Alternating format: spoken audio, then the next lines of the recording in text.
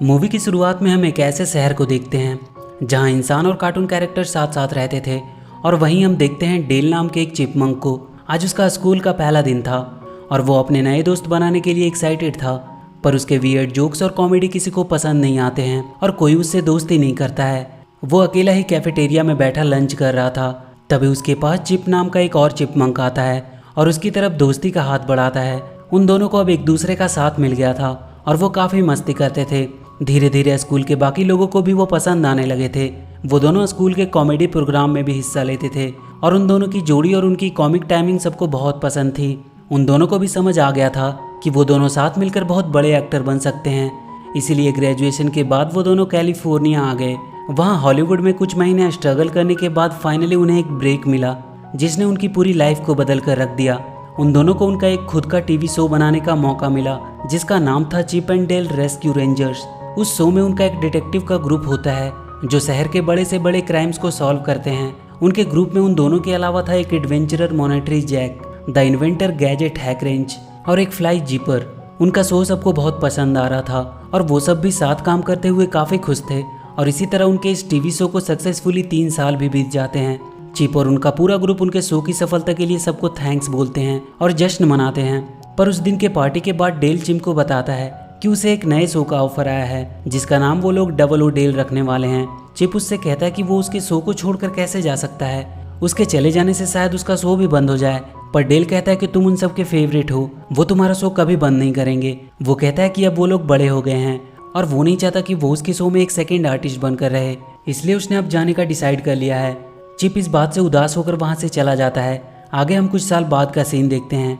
Del अपनी CGI surgery कराकर 3D में बदल चुका है।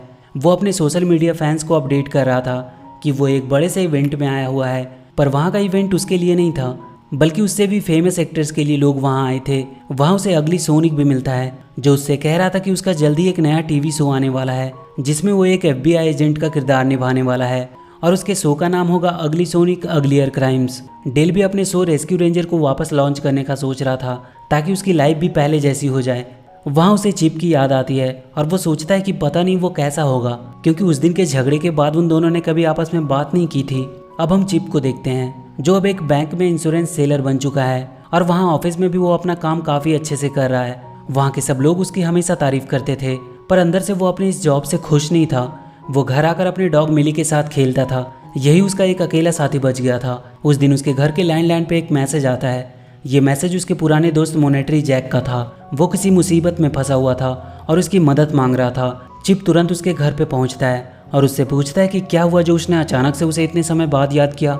मॉनेटरी उसे बताता है कि उसने चीज़ खाने के चक्कर में वैली गैंग से काफ़ी उधार ले लिया है और अब वो उसे चुका नहीं पा रहा है और अगर वो उन्हें पैसे नहीं चुका पाता है तो वो लोग उसे बूटलेग कर देंगे। चिप उससे कहता है कि ये बूटलेग क्या होता है। तब वो उसे बताता है कि जो भी उस गैंग के पैसे को चुका नहीं पाता है उन कार्टून्स को वो लोग इलीगली CGI करा के ब्लैक मार्केट में स्मगल कर देते हैं और फिर वहाँ पे उन सब से बूटलेग मूवी बनवाई जाती है। चिप कहता है कि वो जरूर उसे किसी तरह से इन सब से बाहर निकाल लेगा। मॉनेटरी कहता है कि उसने उसे बहुत मिस किया। वो उसे बताता है कि गैजेट और जिपर ने भी उसे बहुत मिस किया है और अब तो उन दोनों के काफ़ी बच्चे भी हो चुके हैं। वो उसे उनकी तस्वीर दिखाता है। तभी वहाँ डेल भी आता है। वो चिप को वहाँ देखकर थोड़ा हैरान था। डेल उससे कहता है कि तुम शायद अब उन सब बातों को भूल चुके होगे। चिप कहता है कि हाँ, उसे भी अब उससे कोई शिकायत नहीं है। तभी डेल उससे कहता है कि कई लोग उसके शो रेस्क्यू रेंजर को फिर से रिबूट करने का सोच रहे हैं। मॉनेटरी तो इस बात से खुश हो जाता है, पर चिप कहता है कि उसने अब ये सब काम करना छोड़ दिया है और वो कभी भी रेस्क्यू रेंजर का वापस से हिस्सा नहीं बन सकता और वो वहाँ से चला जाता है। अगले दिन चिप को डेल का कॉल आता है। वो उसे बताता है कि मॉनेटरी को किसी ने किडनैप कर लिया है और पुलिस उन दोनों का स्टेटमेंट देने के लिए बुला रही है, क्योंकि लास्ट टाइम वही दोनों उससे मिले थे। वो जल्दी से उसके घर पहुँचता है। वहाँ पुलिस ने सारे एरिया को सील कर लिया था और उनका एक डिटेक्टिव पुटी वहाँ की जांच कर रहा था। वो दोनों जाकर उसे बताते हैं कि उसके दोस्त मॉनेटरी ने वैली गैंग से काफ़ी कर्ज लिया था और उन्हीं लोगों ने उन्हें किडनैप करवाया होगा। पुटी उनसे कहता है कि फिर तो उसका वापस से मिलना बहुत मुश्किल है, क्योंकि उस गैंग का लीडर स्वीट पीट सारे इलीगल बिजनेस को मैनेज करता है, पर कभी भी वो उसे पकड़ नहीं पाए। पुटी की असिस्टेंट एली वहाँ आकर उसे बताती है कि उसने सारे पेरीमीटर्स को चेक कर लिया है, पर उसे वहाँ कोई भी सबूत नहीं मिले। पुटी वहाँ से चला जाता है। तब एली डेल और चिप से कहती है कि वो उसके शो की बहुत बड़ी फ़ैन है और उन्हीं दोनों का शो देखकर वो एक डिटेक्टिव भी बनी है। ये सुनकर डेल काफ़ी खुश होता है। वो उन दोनों को बताती है कि उसके फ्रेंड्स के मिलने के चांसेस अगले 2 दिन तक है, क्योंकि बूटलैगिंग में लगभग 2 दिन तो लगते ही हैं और अगर वो इन 2 दिनों में स्वीट पीट के अड्डे का पता लगा लेते हैं तो शायद उनका फ्रेंड उन्हें वापस मिल सकता है। डेल चिप को मनाने की कोशिश करता है कि वो दोनों मिलकर मॉनेटरी का पता लगा सकते हैं। तभी चिप को वहाँ चीज़ की खुशबू आती है और वहाँ के डस्टबिन से उसे एक चीज़ का पैकेट मिलता है जो मॉनेटरी का ही था। उस पैकेट से उन्हें उसकी दुकान का पता लग जाता है और वो दोनों उस दुकान को ढूंढने निकल जाते हैं। वो उस दुकान पे पहुंचते हैं और उससे वो स्पेशल चीज़ मांगते हैं। वो दुकानदार उन लोगों को लेकर एक खुफिया कमरे में आता है।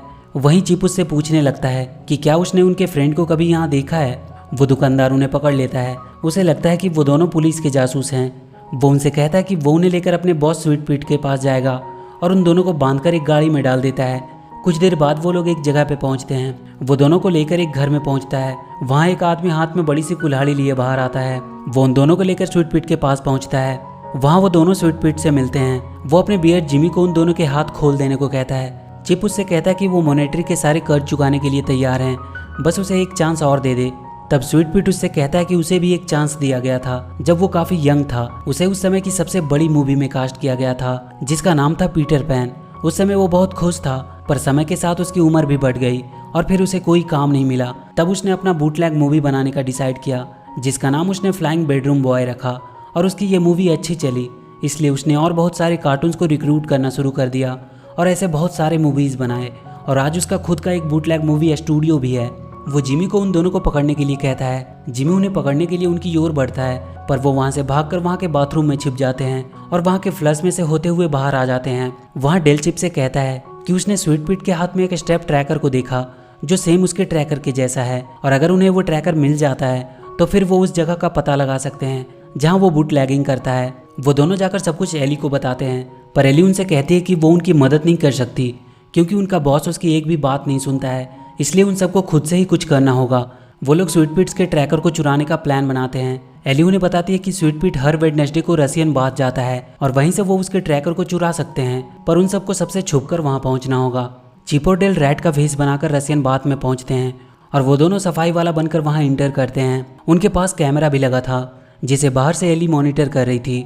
वो दोनों अंदर जाकर स्वीट पीट के लॉकर को ढूंढने लगते हैं। वो छुप कर देखते हैं कि वो अपना ट्रैकर उतार कर वहाँ रख रहा है और उसके जाने के बाद वो लोग उसे लेने जाते हैं। तभी वहाँ एक बड़ा सा स्नेक आ जाता है जो उनसे कहता है कि वो उनका बहुत बड़ा फ़ैन है और वो उन्हें उनके शो का रैप सुनाने को कहता है। वो दोनों मिलकर किसी तरह उसे अपने रैप में उलझा कर रखते हैं और ट्रैकर लेने के बाद वहाँ से चुपचाप निकल जाते हैं और उस ट्रैकर की मदद से उन्हें स्वीट पीट के बूटलैगिंग फैक्ट्री का लोकेशन पता चल जाता है। वो वहाँ पुलिस को भी बुला लेते हैं। अंदर उन्हें एक बड़ी सी मशीन दिखाई देती है। डेल कहता है कि ये तो उसके CGI सर्जरी वाली मशीन जैसी लग रही है। वहाँ बहुत सारे कार्टून्स के चेहरे की फ़ोटो लगी हुई थी जिसपे मार्क्स भी लगे थे। चिप और डेल गलती से वहाँ की मशीन को ऑन कर देते हैं और वो दोनों उस मशीन के अंदर जाने लगते हैं। वहाँ उनकी स्कैनिंग शुरू हो जाती है और उनके बहुत सारे अलग अलग एनिमेशन के ऑप्शन दिखाई देने लगते हैं। उन दोनों का बूटलैगिंग होने ही वाला था कि वो किसी तरह से उस मशीन से अपने आप को बचाकर वहाँ से बाहर आते हैं, पर चिप का एक कान काफ़ी लंबा हो चुका था। वहीं उनके दोस्त मॉनेटरी की मूंछ भी दिखाई देती है। उन्हें लगता है कि उन लोगों ने आने में काफ़ी देर कर दी। वो सब वहाँ से बाहर आ जाते हैं। दूर से स्वीट पीट और उसके साथी उन्हें देख रहे थे और वो उन दोनों को पकड़ने का प्लान बनाता है। वो डेल को सोशल मीडिया पे फॉलो कर लेता है ताकि वो उसके लोकेशन का पता कर सके। चिप और डेल अपने दोस्त के लिए बहुत दुखी थे। उन्हें लगता है कि वो उन्हें खो चुके हैं। अगले दिन वो दोनों अगली सोनिक के पास पहुँचते हैं ताकि वो FBI से कॉन्टेक्ट कर सके क्योंकि उन्हें अब उन दोनों डिटेक्टिव पे भरोसा नहीं था। पर उन लोगों को फॉलो करता हुआ स्वीट पीट के लोग भी वहाँ तक पहुँच चुके थे। वो दोनों उन्हें देखकर भागने लगते हैं। जिमी की नज़र उन पर पड़ जाती है। वो उनका पीछा करने लगता है और वो चिप को पकड़ने में कामयाब रहता है, पर डेल वहीं छुपकर उससे बच निकलता है। स्वीट पीट चिप का बूटलैग करने वाला था। तभी वहाँ एली आ जाती है और उसे छोड़ने को कहती है, पर वो देखती है कि उसके पीछे गन लेकर पुटी खड़ा हुआ है क्योंकि वो भी उनके साथ मिला हुआ था। वो एली को भी पकड़कर बांध देते हैं और उससे डेल को कॉल करके उनके पास बुलाने को कहते हैं। एली डेल से बात करती है और उसे वहाँ बुलाती है, पर उसे उसके शो का एक हिंट देकर एक सीक्रेट मैसेज दे देती है।